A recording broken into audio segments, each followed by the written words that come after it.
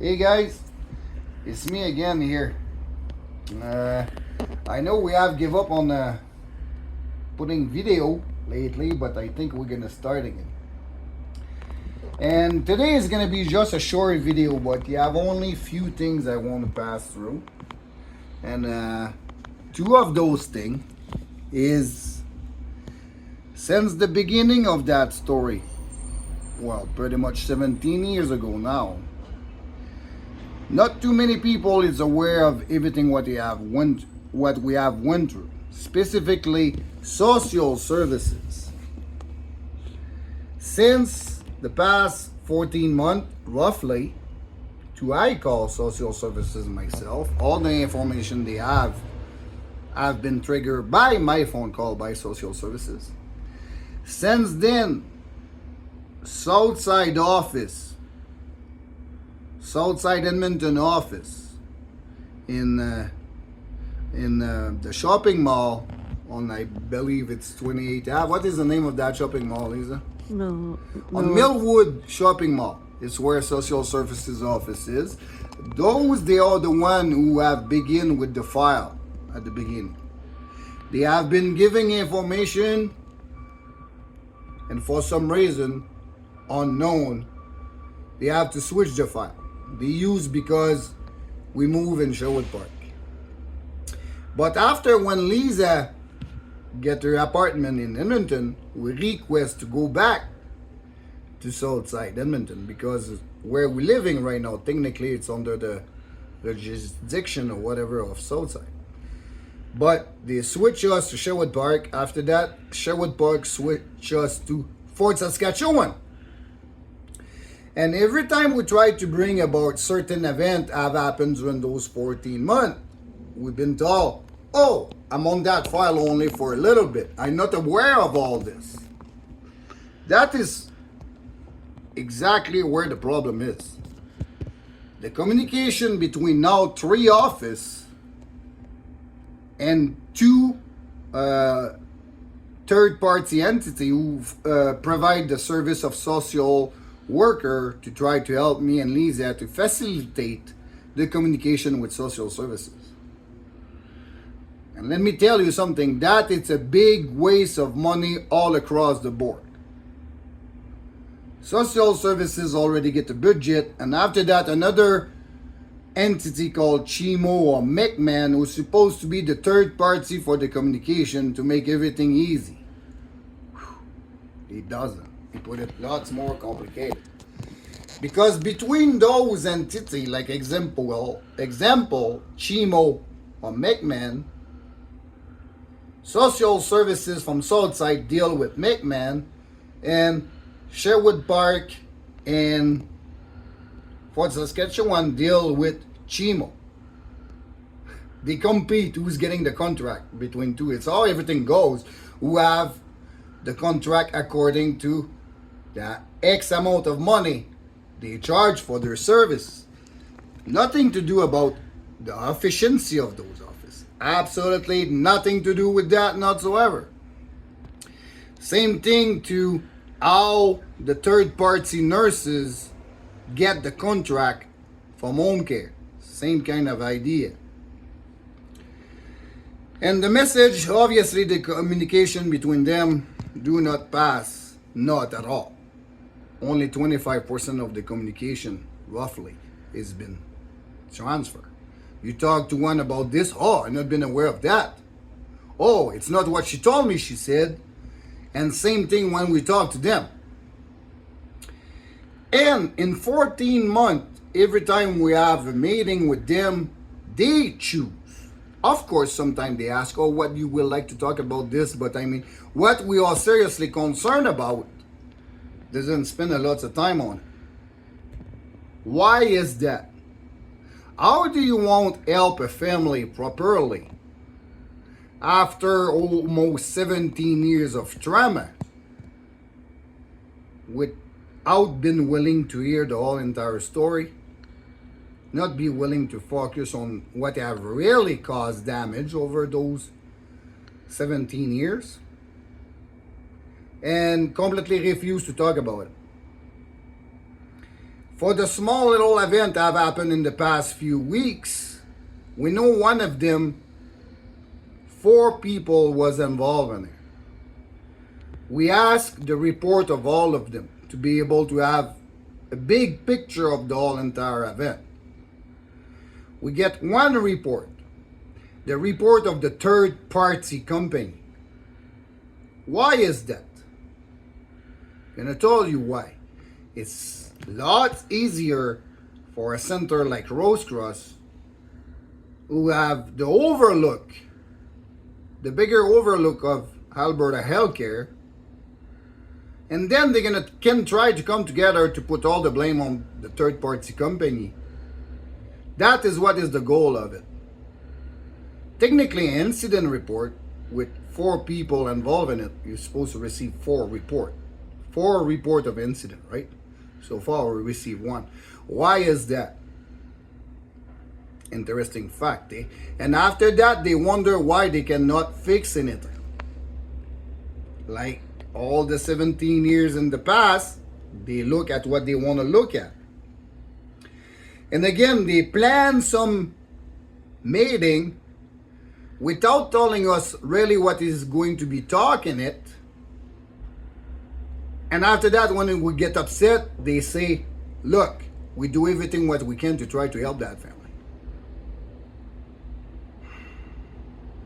And with the rest of the justice system, they are not aware of those little details. They just show up, the family doesn't want to work with us, we have put a meeting in place, and see, they don't want to participate to it. It's exactly how the system works. And second of all, don't forget to all those little details has been brought to court after that. Why, when they set up those meetings, the lawyer, they are not involved in it. And when we said, Lisa won't have her lawyer to the meeting, they say, oh, if we bring one lawyer, we need to bring them all. This thing means the children lawyer, social services lawyer, and everything talk together. They don't want to do this. Why is that? We have requested that before. It's very complicated for a lawyer when they don't exactly report what has been told. That's why they don't want them there. But that is gonna be done. I know for myself, I will not take part in any of their communication any longer if he doesn't have the people who can actually take decision and actually mix all this. Because it's not supposed to be that way. To when they refuse to discuss about the real problem, they shut us down, and after that they turn and go to the director of social services. Look, we have a nice meeting set up, and they just don't want to work with us. That is totally false. They want to focus on bringing the girl home. But more than likely, with the complication of my daughter's disease, she's gonna have to go back on the hospital or whatever. If me and Lisa get tired and we want a break, she's gonna have to go back somehow on those centers. But we know those centers, they don't do everything what they can for the safety of my daughter. Complacency, it's one of the big issues on those institutions. And lack of transparency. Because if they share everything what they do, is going to be very, very easy to tell. You have complacency. Nurse sitting beside a patient for hour on end when they're doing good, other than entertain them, spending a lot of time on their phone, spending a lot of time bullshitting with other nurses. By the time some children stick at one corner in the wall, not being able to talk, not be able to communicate, not able to switch what they look on their iPad, they all rely on those healthcare workers. The big majority of them, they do a good job. You need only a few.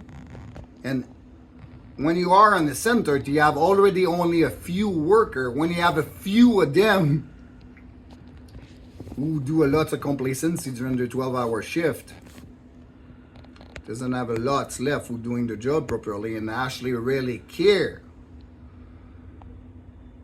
about the patient on those centers.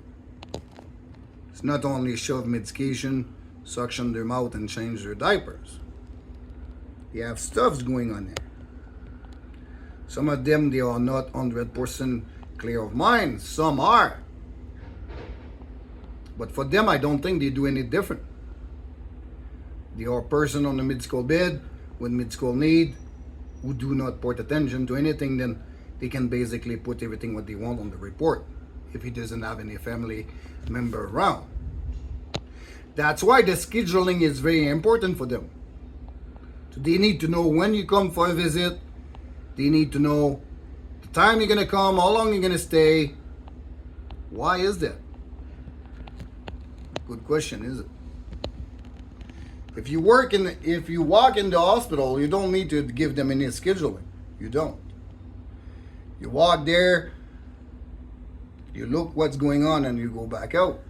But when you have people like us with a big mouth and actually be able to see the difference if the medical treatment has been done properly, or negligence has been done, or complacency take place, they put you under a schedule using your temper, you can be dangerous, or you talk too loud, you disturb everything around. It's how they get away with it.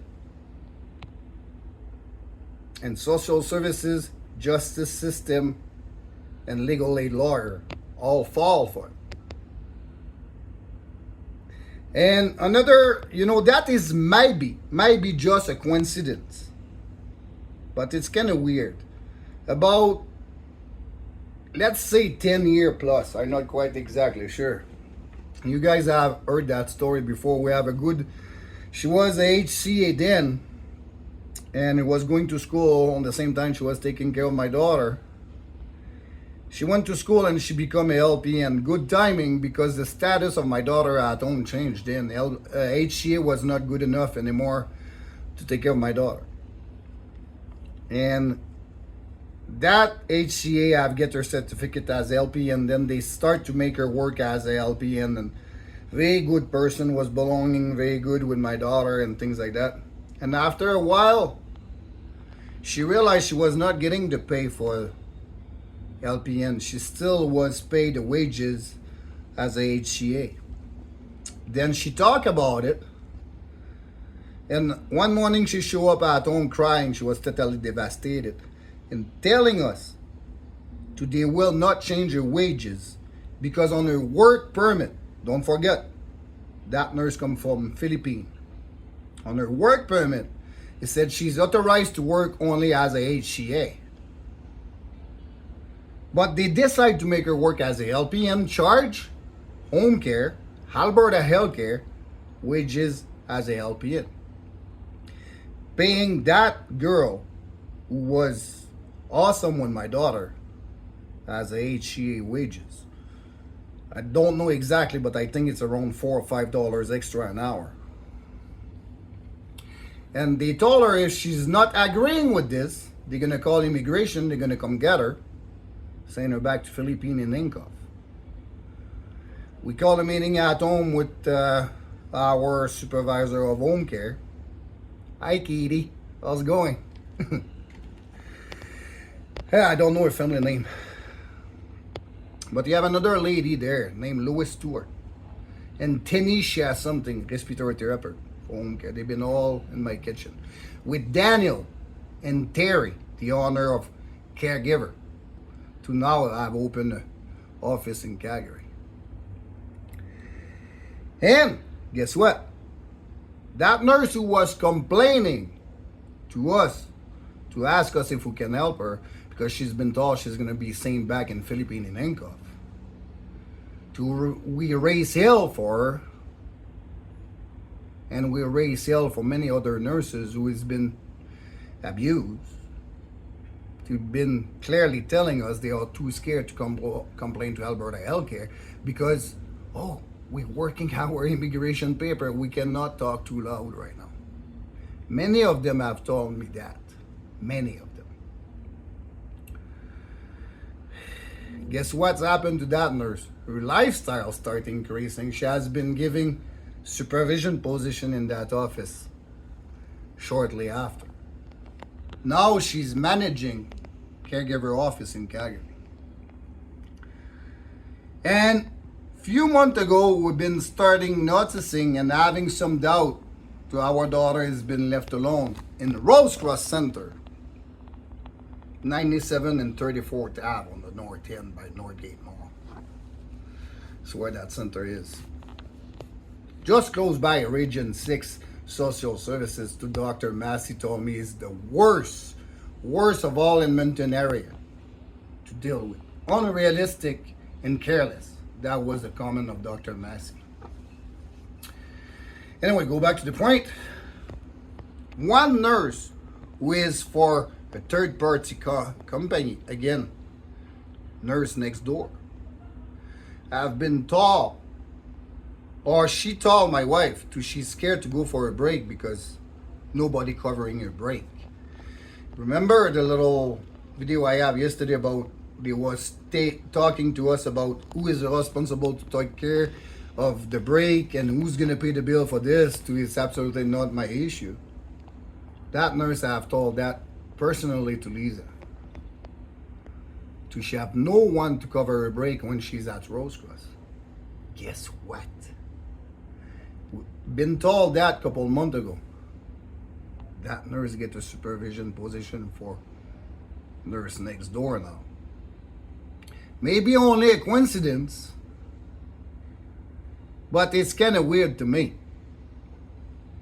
And again, to finish that video, why when we have meeting with social services, is somebody who have no clue what's happened to us in the past 17 years, but the other one decide what we're going to talk in the meeting. Interesting fact, isn't it? Anyway, that was my bitching for today. Please watch and share those videos. I know it's allowed.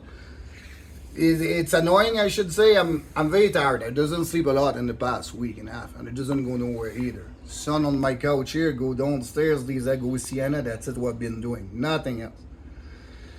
And I doesn't talk a lot about my other daughter, Hope. I try to put in my head she will like to see me, like to go to the pool and all that stuff. I don't have my head to it. I cannot have a guarantee to everything what we've been told about my other daughter, who it's a mid-school center, if they know what to do to make sure to guarantee her breathing all day long. And we cannot even know the truth to what's happened. When we call there, very generic answer, oh, she's doing fine, she's asleep, or this and that, and all of a sudden we get a phone call that it's not quite the truth. Then, at this point on, if we want to get better, we need to have some kind of level of trust, and that is not there. Then how can we fix the situation? Big question. Anyway, we're gonna get through this. Old friend of mine, old friend of mine right now watching the video. Hi Isabelle, salut Isabelle, salut Martin. En tout cas, on a bien l'air fou sur nos vidéos, mais si on saurait tout ce qui se passe, si le monde saurait tout ce qui se passe dans ces hôpitaux-là, ça fait dur. En tout cas, bonne journée!